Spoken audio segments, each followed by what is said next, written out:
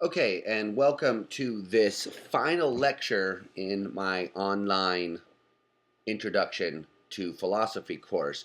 In this final installment of these lectures, we're going to dip our toe into some contemporary debates uh, regarding the nature of the mind and its ultimate constitution. So this is just one of many strands in contemporary philosophy.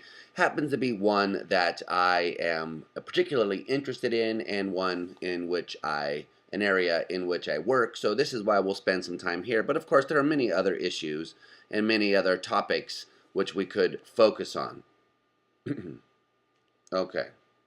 So, to get a handle on philosophy of mind as it's contemporarily practiced, we need to go back to Descartes. So, hopefully, this is just a review. If you need, you can go back and look at the actual Descartes lecture in this series, or give you a brief synopsis of it here. So, Descartes argued that the mind and the brain were two distinct substances. So, for Descartes, the mind was a non physical thinking thing, whereas the brain was a physical, non-thinking thing. These categories were exclusive in the sense that no non-physical thing could be located in space and time, and no physical thing, which was located in space and time, could be a thing. So these two things were mutually exclusive. And his argument for this distinction boils down to a conceivability claim. Namely, since in his terminology it was clearly and distinctly imaginable that he could exist without his body, he therefore concluded that he was not his body. And this is relying on something like the claim that if they were really the same object, if the mind and the body were really the same thing, then it would be impossible to even imagine them existing separately. But Descartes thought it was perfectly possible, in some real sense of that word, that everything be exactly as it appeared to him at that moment, and yet there be nothing physical existing at all. So he could exist in the absence of any physical thing existing. Now, of course, he offered another argument related to this, but distinct, which was to the effect that they have different properties, again. So the mind doesn't seem to be located anywhere. It doesn't seem to have parts. Doesn't seem as though the different faculties of the mind can be legitimately construed as parts of the mind, whereas physical objects by their nature have parts. They can be divided, cut in half. They have a front part and a back part. But where's the front part of your conception of milk, or your belief that 2 plus 2 equals 4? So Descartes thought that these were just completely distinct substances. That's, of course, what we call Descartes' substance dualism, about the mind and body being two completely distinct substances. Excuse me, two distinct substances. But there were, even in Descartes' own day, much controversy over whether or not substance dualism was right or could be sustained. And there have come to be seen, generally speaking, some problems with substance dualism. Even though it is still held and defended to this day, historically at least, there were thought to be several problems with it. One major problem is the problem of mental causation. So it seems intuitively obvious that mental states cause physical states and vice versa. So I give some examples here on the slide. My belief that there was beer in the refrigerator, combined with my desire for beer, caused me to go to the refrigerator to get a beer. So there are mental things, beliefs and desires, having an effect on a physical thing, my body, resulting in a mental thing again, namely the quenching of my thirst and the feeling of satisfaction. So again, an itch on my leg can cause me to scratch it. Kicking me in the shin causes pain, which in turn causes me to hop around, holding my leg, and say various things, make various noises. So in more intellectually, I can wonder something, and that may lead me to ask a question, which will lead again to noises being made, which cause me to hear the answer to the question. So this is just common sense right here. I hope I'm not saying anything drastic or surprising to you. Just seems to be sort of ordinary and obvious that the mind and the body interact all the time. So this is what philosophers mean when they say that mental causation, the relationship of the mind and the body, is part of our common sense folk psychological notion of how the mind works. And in general, folk psychology is something that's going to become important for us in a bit. And we'll define it a bit more technically in a second, but for now we can just say it's how the average ordinary person thinks about the mind. So let's try to sharpen that a little bit. So folk psychology can be seen as a kind of response to Descartes' theory about the mind. So folk psychology can be seen as a theory held by the average person about the way that the mind works. And the theory has it that there are such things as beliefs, desires, pains, itches, tickles, hopes, fears, angers, and etc. And now Descartes held that we have a direct and immediate access to these mental states and introspection, namely the looking inside, which is what introspection literally means. So Descartes thought, well, you know that you believe something because you can sort of just look inside and see that you believe it. I mean, how else would you know what you think or what you believe or what you see? So when someone says, what are you seeing right now? And you say, I'm seeing a white table. If the person asked you, how do you know that you're seeing a white table? Well, you might respond, well, I can just see it, right? How do you know I believe there's a table there? Because I have access to the belief. Well, in contrast to this Cartesian view about the mind and these basic mental states, what are sometimes called propositional attitudes, like beliefs and desires,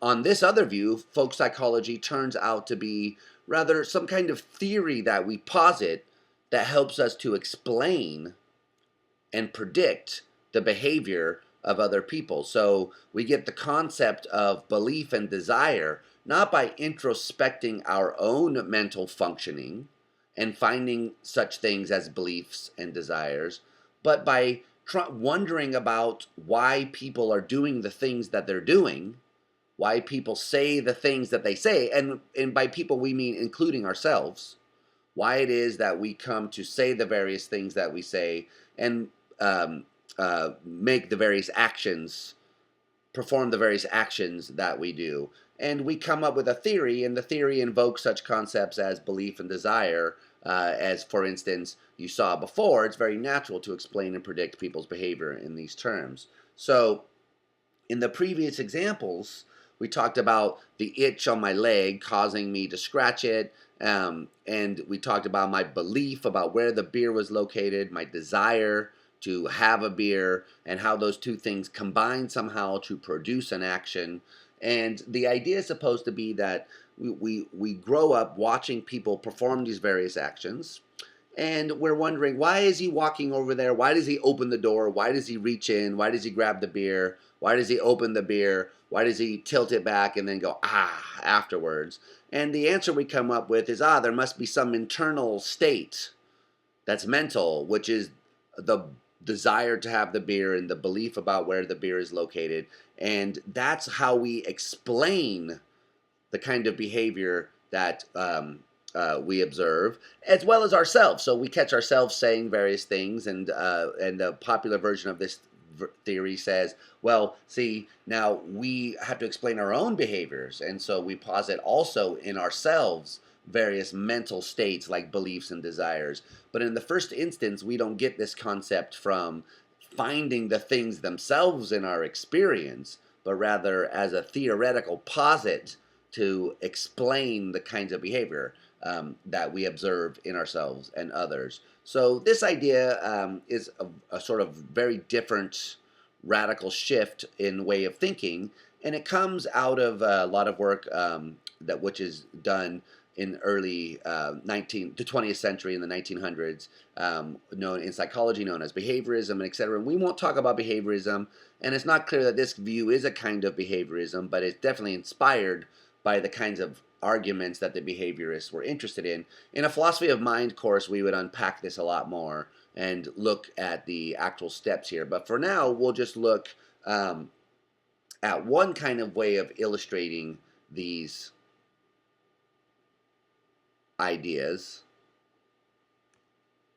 and that's the false belief test. So this is just a something from the psychological literature that it helps explain a little or illustrate a little bit more of this idea that folk psychology is a way of explaining and predicting people's behavior. So here we have these two barrels here and a cookie. So now you are watching this happen, and what you see is the cookie is put into the blue barrel. So you're an observer and you're watching this. Now,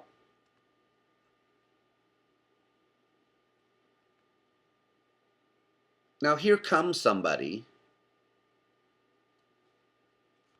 This person goes to the blue barrel, you're watching all of this, takes out the cookie and transports the cookie to this other barrel over here, the red barrel.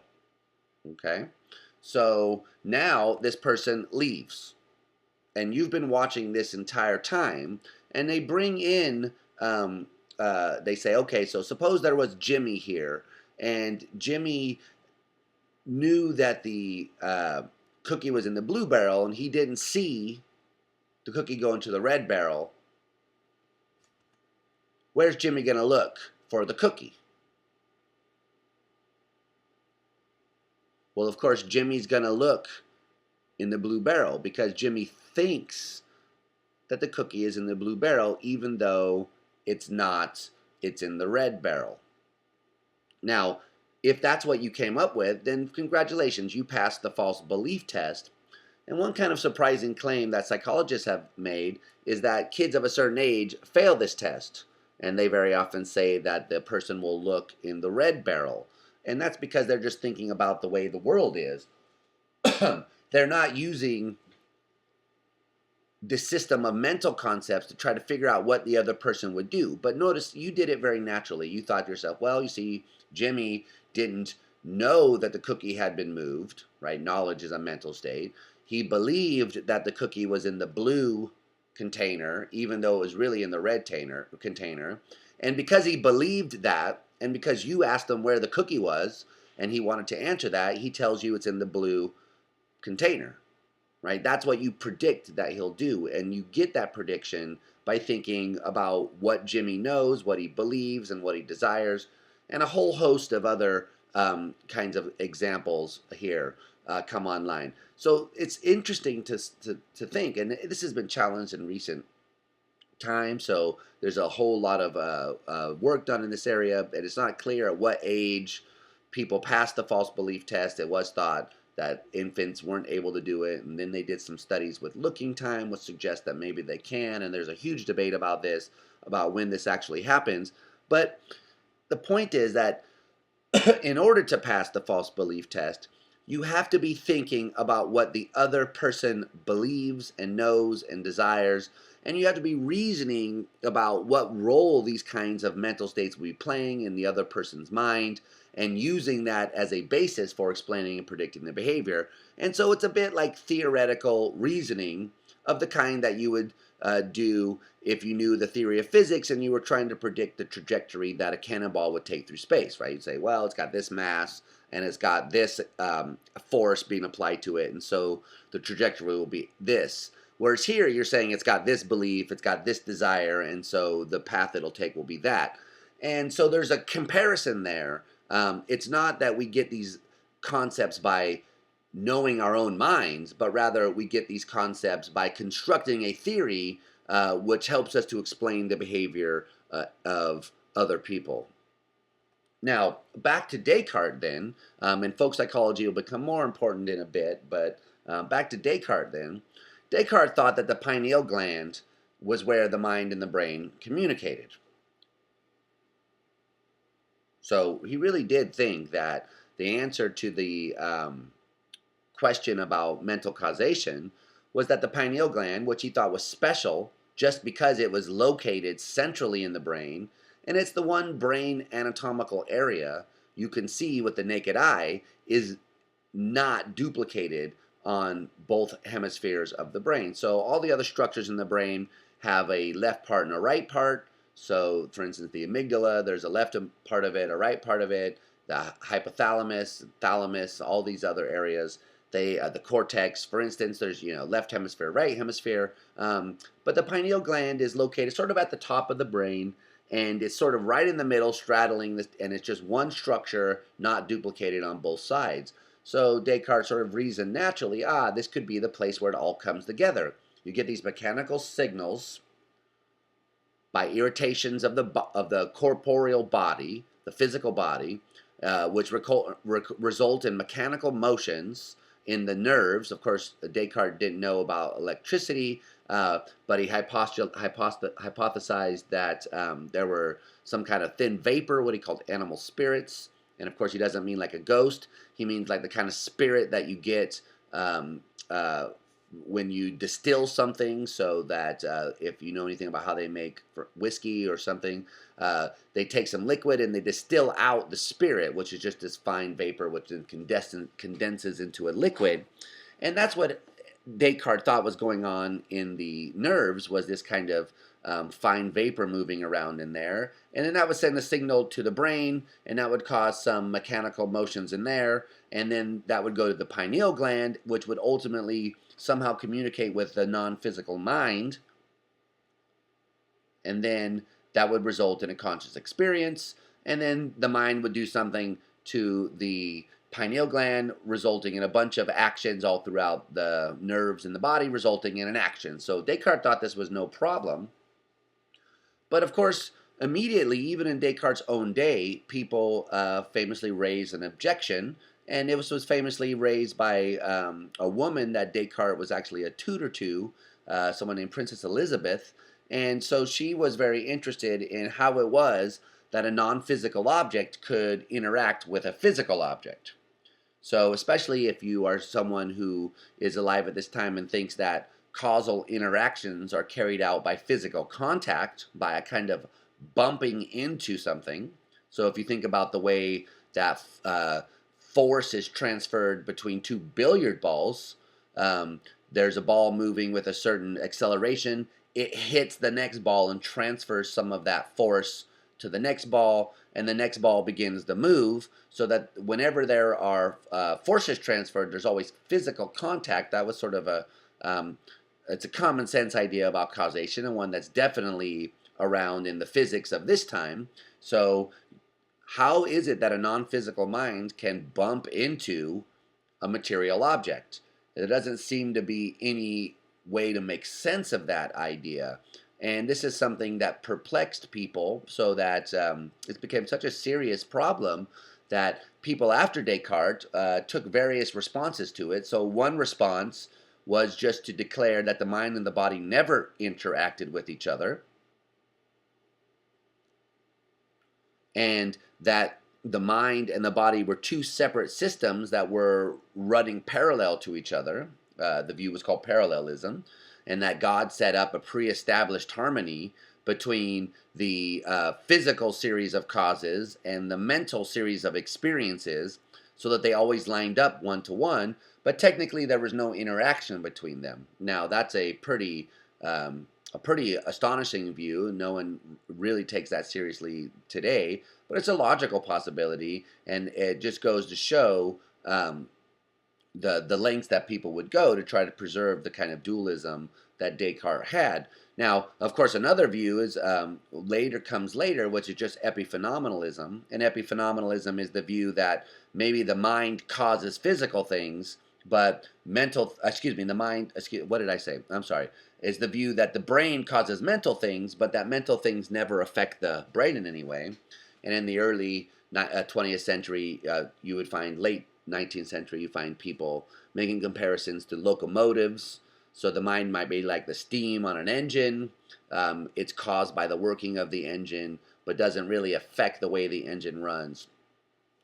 Again, in the philosophy of mind course, we would spend a lot more time talking about these kinds of views. But for now, we can just say that people are still think that there's some kind of issue about substance dualism here, and how but unless you have this notion of cause and effect as requiring direct physical contact, bumping, if you will, you don't really get the problem of causation.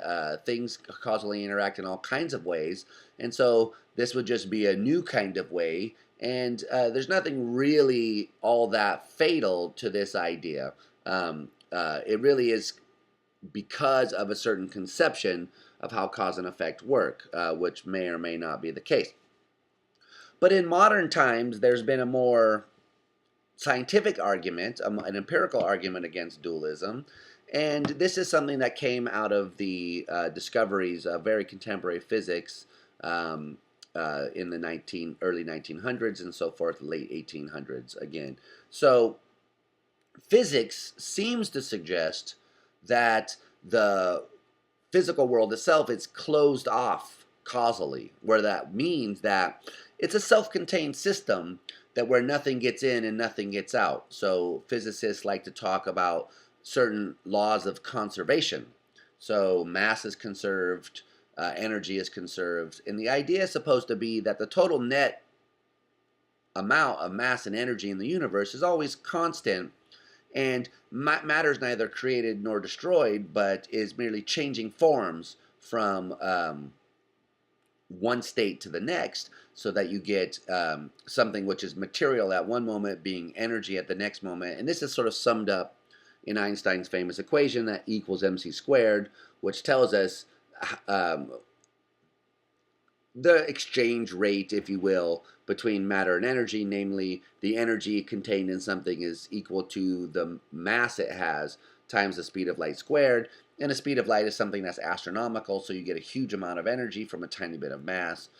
Okay, so, but this was something that was experimentally demonstrated or suggested. And it used to be thought that, like, for instance, if you burn something and you measure how much stuff is left over after you burn it, so you collect all the ashes, you'll find out that if you burn like a 10-pound log, then you have less than 10 pounds of ash left over. And even if you're very meticulous about this and collect all the ash and make sure none blows away or nothing fishy happens like that, even if you do that, you'll find out that there's less than 10 pounds of ash left. So some of the matter was thought to have been destroyed, right? It seems natural. Some of it's gone. But through a series of very careful observations, it was suggested that this was not the case.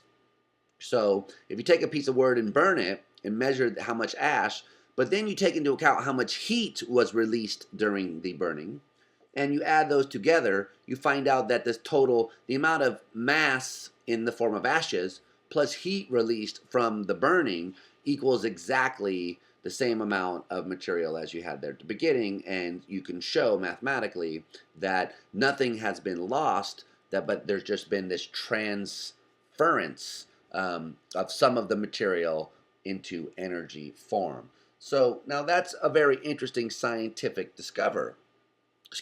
That's a very interesting scientific discovery. But if it is true, then we seem to have a problem for dualism, because what it says is basically, we could sum it up by saying everything which happens in the physical world has a cause which is itself physical, right? Because nothing gets in, nothing gets out. So the whole causal system is contained within itself, and there's no energy leaving the system, there's no energy coming into the system. So every physical event has a cause which is itself physical, and so there's no room anywhere for a non-physical cause to come into play. And there's no evidence for that, because we wouldn't find these kinds of conservation laws if it were in fact the case there was some non-physical mind which was outside of the physical system, which was somehow sending energy in, causing things to happen in the physical world. We don't find that. What we find is that every physical cause has a physical effect, and that every physical effect has to be caused by something which is itself physical, because of this closure of the causal system.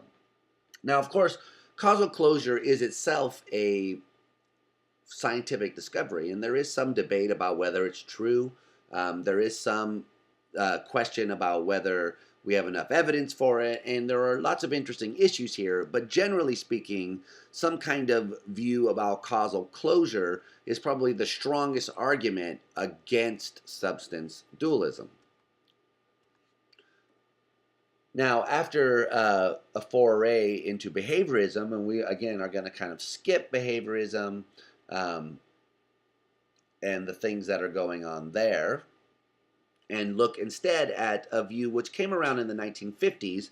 And we're doing this primarily because we're reading this text of Paul Churchland's book, Elimativism Materialism. And he covers a lot of things in there that go by very quickly. And so I'm trying to unpack some of that. Again, in the Philosophy of Mind course, we would spend a lot more time talking about these issues we're skipping here.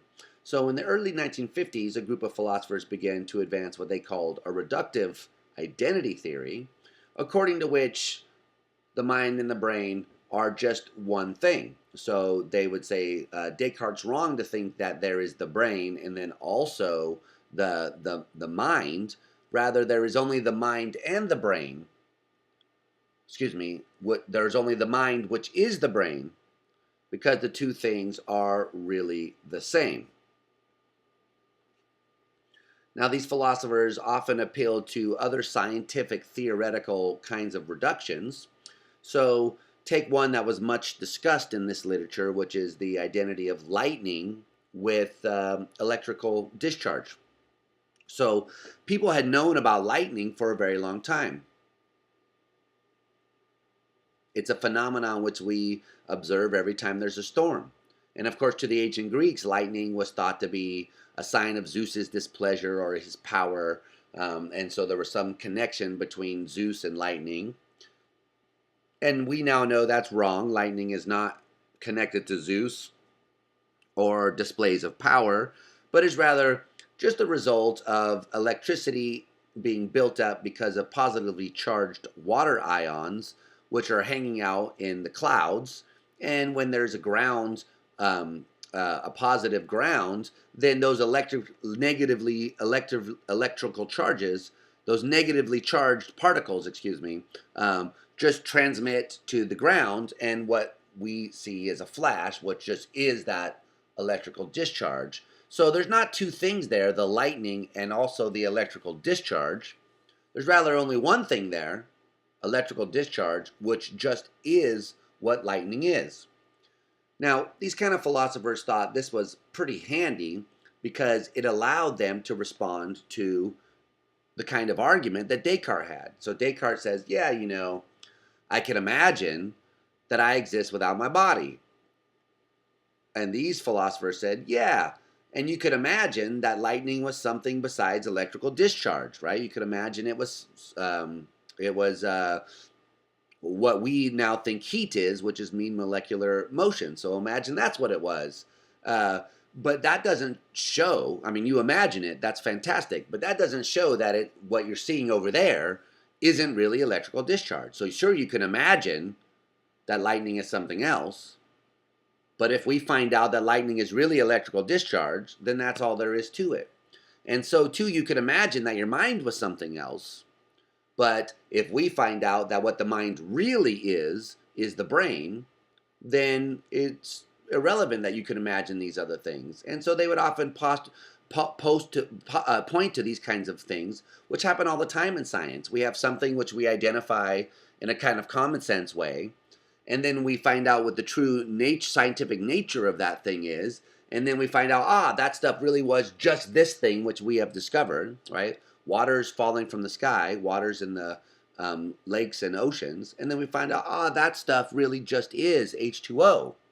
Sure, you could imagine it was something else, but what it really is H2O. So that was their attitude towards the mind. What we're going to discover is that what it really is the brain.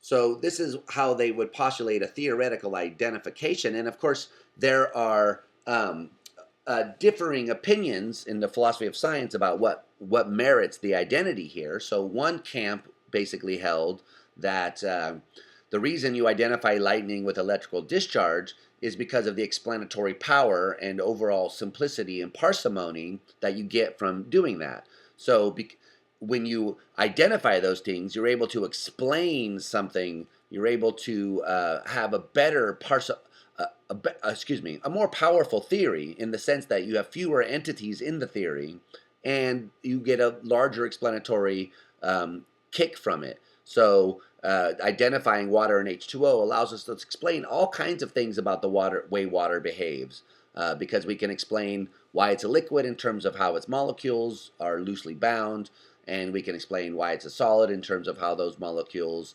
have a low molecular energy and therefore form these kind of lattices. And so we get all these nice explanations which we wouldn't get otherwise. Now, of course, there were other people who thought that that's not the way you did it, but that you look for a kind of broad description of what the thing does, and then you find out what it is around here that does that. And so you get this other kind of reduction. And again, we'd spend more time on this in a philosophy of mind course. But the basic idea is that they were trying to give a reduction. And a reduction is really just the claim that there's not two things that you have. Excuse me. A reduction comes about when you have two sets of theories which employ different terms. And then you're able to show that really the terms as used in the one theory just are the same as, or pick out the same stuff as, the terms in the other theory. So, for instance, we have one kind of common sense term, water, and then we have a very high tech theoretical term, H2O, and those function differently, right? In our common sense way, we think about water as being liquid, being solid, being cold, being wet, those kinds of things. Whereas in terms of H2O, we think about in terms of ionic bonding, cationic forces, and so on and so forth. And then we find out, there's not really two things that are being described here, but just one thing. And so we find out that one theory can be reduced to the other theory. Another classic example of this is the relationship that many people think that genes have to DNA. So that Mendel identified something he called a gene, which was transmitted during reproduction, which accounted for the kind of regularities we see in offspring. And then, of course, we did a bunch of science, and we found out, what he was talking about were really DNA sequences, and now we know that genes exist, they're DNA. So we reduced the concept of a gene to the concept of a DNA molecule, or sequence, sorry. So the basic idea is you can take one set of terms and show that they really just are these other things, they just are these things that this other set of terms is describing. So these philosophers thought we could do that by establishing identity claims between folk psychological notions and neuroscientific concepts. So that, for instance, to use a favorite example of this time, we might be able to say that what pain really is C fiber firing. So just as we say that lightning really is just electrical discharge, water just really is H2O, pain just really is the conscious experience of pain, would be a certain kind of fiber in the brain firing. Or we might say that what a belief really is a brain state, like dummy term 65N, whatever that means, it has to be spelled out. And of course, in the 1950s, these philosophers were saying things like, maybe by the year 3000. So they weren't dumb. They knew that neuroscience was in its infant stage, and that it's really one of the later sciences to be developed. We didn't even discover that the brain worked on electrical activity until the 1900s. So we're really just getting started. For about 50 years, they've been studying the brain at that time. And so they figured once we've been doing brain science, as long as we have been doing physics, maybe 1,000 years, something like that, then we'll be in a position to make some progress. Thus, they thought they could ultimately reduce the notions of folk psychology to those of neuroscience by providing theoretical identities between the two theories that would allow us to translate one theory into the other. So that's just what I said, but sort of summing it up. That was the goal of the identity theory. And we need this in mind because Churchland is arguing for what he calls eliminative materialism, and he thinks there's something drastically flawed about the identity theory. Now, again, I said this already, but again, just resumming all this up, we can't do it now, but they thought it was the job of the neuroscience of the future to really fill in this stuff. And we need to really wait until neuroscience is mature before we're going to get anything like a reduction. But they were showing that, well, theoretically, if the world is the way that it is, and if it just turns out that the brain is all there is to the mind, then saying you can imagine one without the other would be of no consequence. So these guys were really thinking it's science that's going to tell us what the mind really is, and imagining things like the brain coming apart from the mind and vice versa don't show us anything. Now, the identity theory, as the history of this stuff goes, really came into a serious objection from what is called multiple realizability, which is just a technical kind of phrase for dressing up something which is basically not too hard to see. So consider the property of being in pain. The identity theory says that there is one brain state that just is what pain is. So pain is just this one particular thing happening in the brain. Now what that means is that if you don't have a brain, then it's impossible for you to have a pain. But it certainly seems, at least at the start, that we could possibly someday discover an alien creature that didn't have a brain. They didn't have neurons, they didn't have axons, they didn't have serotonin, they didn't have norepinephrine, or any of the other things which go on inside of us when we have a pain. Suppose even that this was a living creature made of silicon. Maybe even some kind of weird simple hydraulic system inside this weird Martian creature. Nonetheless, you might come to be convinced that the thing had mental states. So suppose that, it makes noises, it navigates its environment, you stab it, it squeals and runs around, makes more noises at you, and etc. And, really, when you think about it, the only evidence we have that other animals, dogs, cats, etc., feel anything at all is that they exhibit such convincing behaviors. A dog really seems like it has pains when you are mean to it, and you can imagine something acting just like that, but then when you opened it up, you find nothing like a brain inside. Well, if that's possible, then it can't be the case that the brain simply is the mind. That's supposed to be the idea. It's not just that you can imagine some other creature with different states, but it just seems like we might find them in real life, right? It just seems weird to rule out automatically from the beginning the claim that we'll never find any such thing like that. So the multiple realizability intuition is really just the claim that it doesn't seem like brains are the only way that you could get minds, right? Why couldn't you get them in all sorts of ways? I mean, watch Star Trek. They have all kinds of weird, trippy ideas about what kinds of things might have pains and thoughts and desires. Floating gas balls, for instance, in one famous episode. So if there could be a floating gas ball of consciousness, which pretty clearly doesn't have a brain, then brains aren't essential to having consciousness, right? Just seems as though we're being premature by saying this is the only possible way to do it when we really don't have any evidence for thinking that. Then one final thing that we can say is it just seems overly strange again to think that of all the animals on the earth, we're going to find one unique kind of brain area or state, which is the same between every animal. Dolphins, humans, monkeys, rhinos, squids, whales. That just seems a bit far-fetched. So this is still under debate, and people are not as impressed by these kinds of considerations as they used to be. But they still do carry some weight, and people still do worry about multiple realizability. And it led to another way of thinking about the mind, which is probably the more dominant view currently, which is known as functionalism. So to help us understand the main claim of functionalism, let's step back and think about something else. So something that's not mental. Just think about a heart. Well, what is a heart?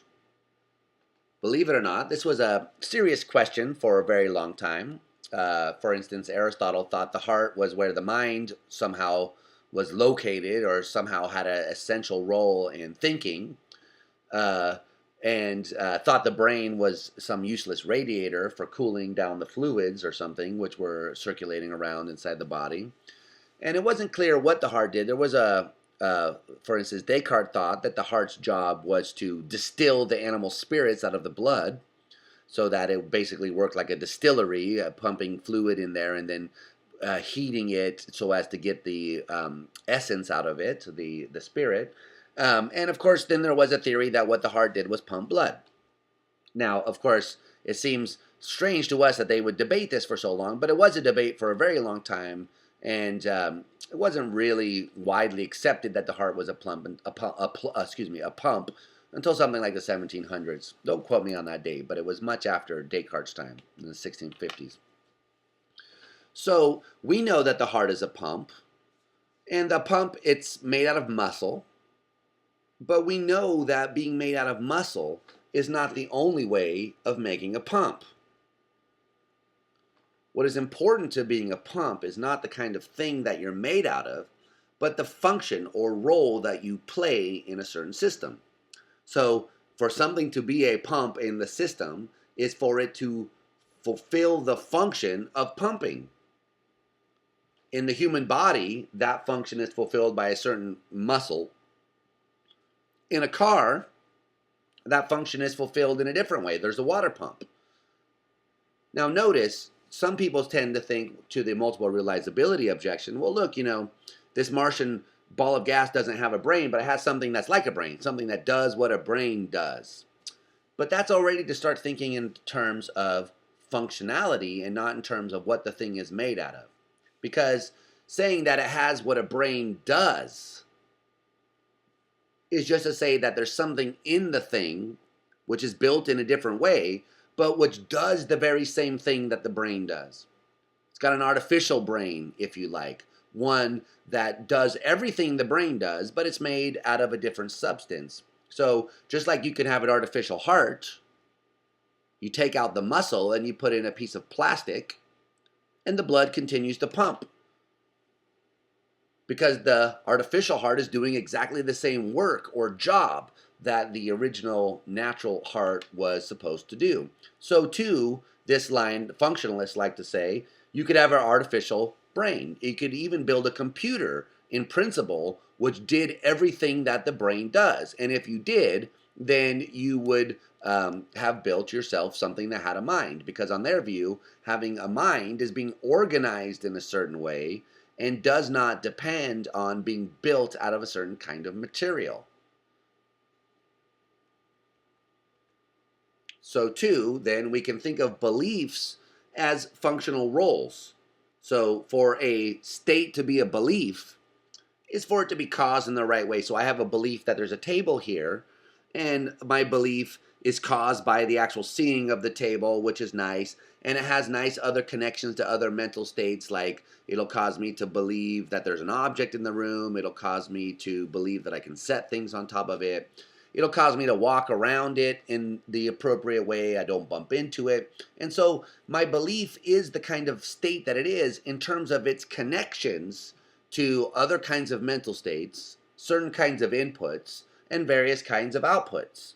And that kind of schematic then can be implemented in all kinds of different architecture. You could have a brain which implements that kind of schematic.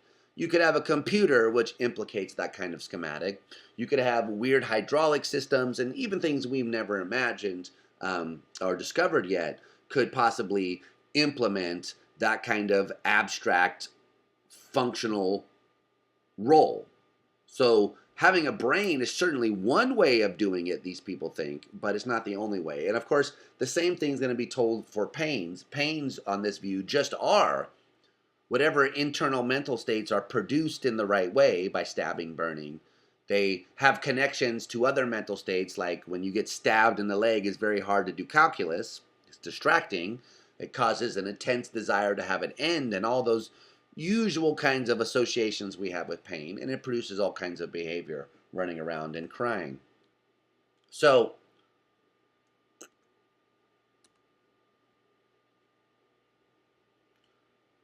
this is the basic idea that functionalists have, which is that the mind can be characterized in functional terms, and that it leaves open the possibility that we could have computers with minds, we can meet aliens with minds, even though none of these things had brains. So functionalism in some form is very popular. Of course, it has its problems as well.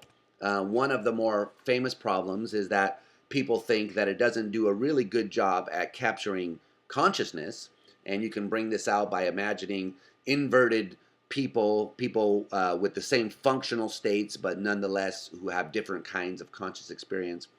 We talked about this a long time ago when we talked about Descartes and Locke. What you see when you see red might be what I see when I see green, even though we go around saying green and red and all the same things. And you can look back on that and remind yourself of how that went.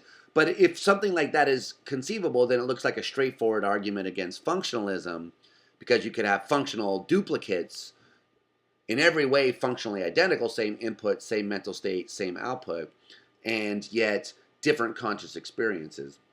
Now, people debate whether that works or not. Even if it does, it still might be okay for functionalists to give an account of things like beliefs and desires, which a lot of people think are easier to do because they don't involve consciousness. Now, again, we're in the philosophy of mind class, we would go into this in a lot more detail. Here, we'll just leave it at that.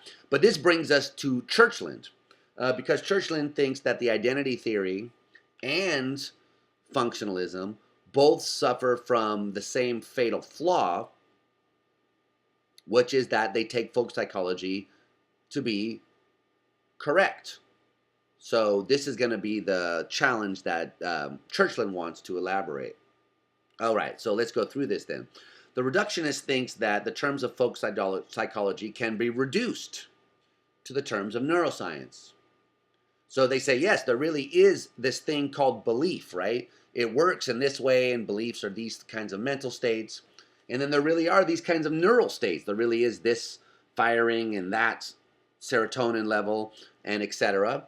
And we are going to be able to find out a one-to-one correspondence between the terms in folk psychology and the terms in neuroscience. And this is the way it was supposed to work with genes and electricity and water and H2O and so forth.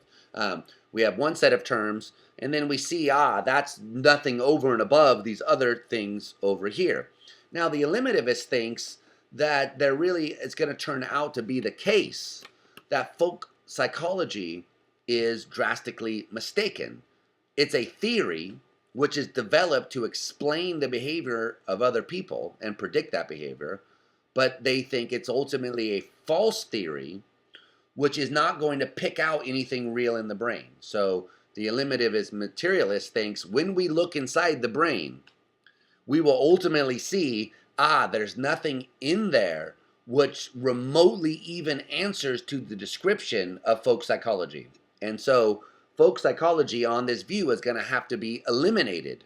It won't be reduced. They're terms from the outdated theory, a theory which needs to be rejected. And of course, Churchland is going to take this view against functionalism as well. Functionalists like to say, well, look, you can't reduce these mental states to their neural roles. To their neural things, because there might be different ways of building these minds. But nonetheless, they take folk psychology to be an accurate characterization of the way the mental works, and that there really are going to be beliefs and desires, right? These are the theoretical terms in folk psychology which make their way into a functionalist theory. And Churchland thinks, well, that's the same problem. They don't think it's going to be reduced, and Churchland endorses the multiple realizability intuition. There's no reason to think there's going to be a one-to-one correspondence, but there's no reason to think there's going to be anything like this kind of functional characterization, something which is playing the role that beliefs are supposed to play. So Churchland thinks we're going to have to get rid of these terms and replace them with the discoveries of neuroscience. Now, this is a very hard view to understand. What do you mean? You don't think that there are beliefs? You don't think that there's pains, itches, and tickles?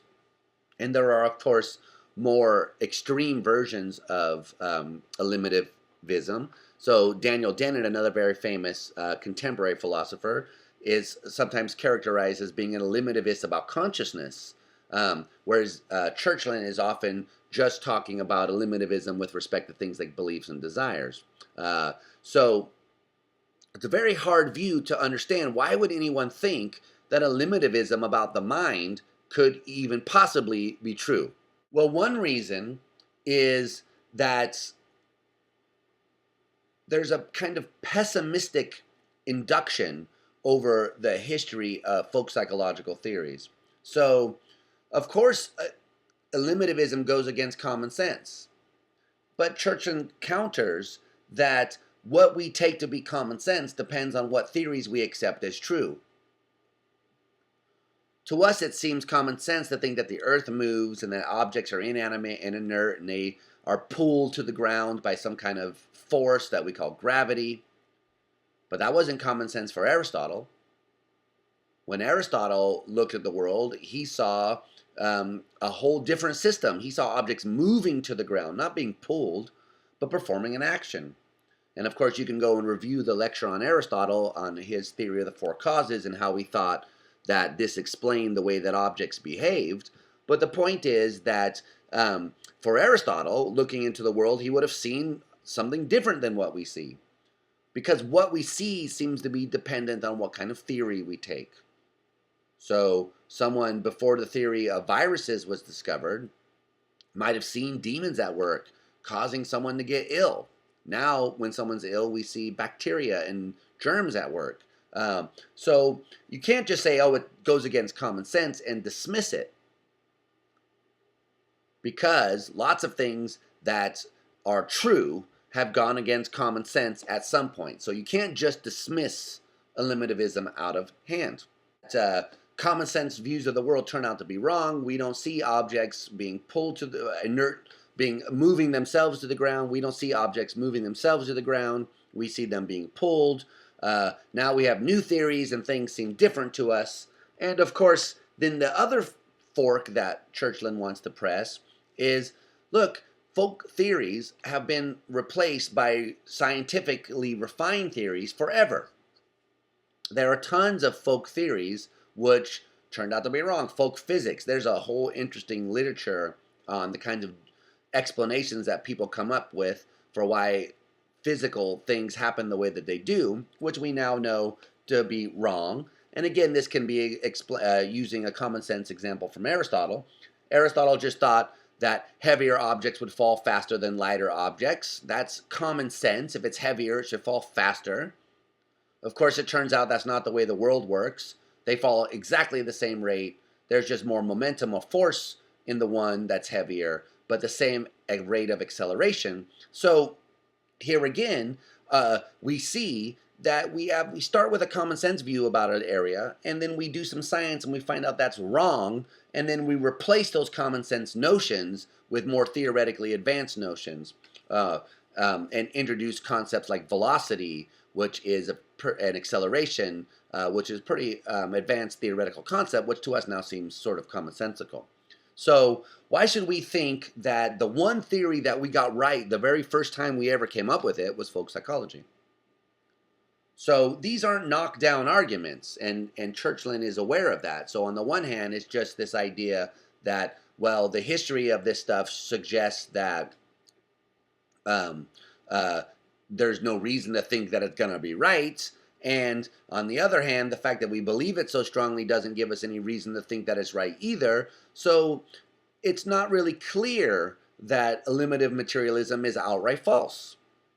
And in fact, Churchland's happy to say, let the neuroscience develop, and we'll just see whether or not these terms actually refer. And in fact, the norm in science, Churchland thinks, is something like elimativism. So let me give you another example. This is one of Churchland's favorite examples. That comes from the history of science, known as phlogiston. So And this is supposed to give us a real life example of a case where a term got eliminated. Notice you've never heard of the term phlogiston before, I'm almost positive. So this is really a case where the term got eliminated, not reduced to something else. So what's phlogiston? Well, it's a theoretical term which was used in an older theory of how combustion works, fire. So phlogiston was supposed to be what they called a caloric fluid which carried heat. And this was supposed to explain why heat was released during fire. So when you burn something, the object starts releasing this thing called phlogiston. Now, of course, phlogiston has no color, taste, or mass, so you can't detect it with any experimental apparatus, but it's just postulated in order to explain what you see. And of course, it also has some explanatory virtues. For instance, it's observed that if you have a fire in an enclosed area, the fire extinguishes itself after a certain point. Why would that happen? Well, the idea is supposed to be the air, the atmosphere, can only absorb so much of the phlogiston which is being released. So as it's releasing this heat, the air is absorbing it. Once it gets to its saturation point, it can't absorb anymore, and the fire is extinguished. So phlogiston was a perfectly respectable theoretical notion embedded in a theory, has certain consequences, explains certain features of fire, how heat is released and why fires will die out. But of course, we know that this is wrong. So we now explain combustion in terms of a chemical reaction between oxygen and the fuel. Nothing to do with phlogiston, right? So instead, what's going on is a kind of oxidation. And it turns out that on the modern theory of chemistry, what happens when a metal rusts and when a fire is burning are essentially the same chemical reaction in different substances and at different rates. So that rusting is an oxidation at a very slow rate, and combustion is oxidation at a very rapid rate. So that, but it's the same fundamental chemical reaction. Now that's very interesting because then there's nowhere for us to see phlogiston in anything. The material is not emitting some odorless, colorless, massless fluid. Rather, it's interacting with oxygen in the air, and that's performing some kind of chemical reaction, which results in heat, some of the matter being turned into heat, so that there's this transition from one stage of material to the next stage of heat, which is brought about by interaction between the oxygen and the accelerant that you're using by the fuel. So we got rid of phlogiston. We said, look, when we actually have the right theory of what's going on here, we see that what phlogiston was describing isn't real. It's not there. And of course, there's tons of areas where we did this. We don't think there are demons. We don't think there are ghosts. We don't think there are vampires. We didn't find out that, vampires were really just lawyers. Haha, but ching. We didn't find out vampires were really these other things. What we found out was vampires an empty category. There's no such thing. So Churchland's here making a bet on how the future of science will go. One group has it that the future of science is going to find out that there really are beliefs and desires, and what they really are the brain. Whereas Churchland thinks, yeah, all there is the brain, but we're going to find out that nothing in the brain looks like a belief or a desire, and that our outdated theory about how the mind actually works needs to be rejected and replaced with a more sophisticated neuroscientific theory of what's going on in these cases.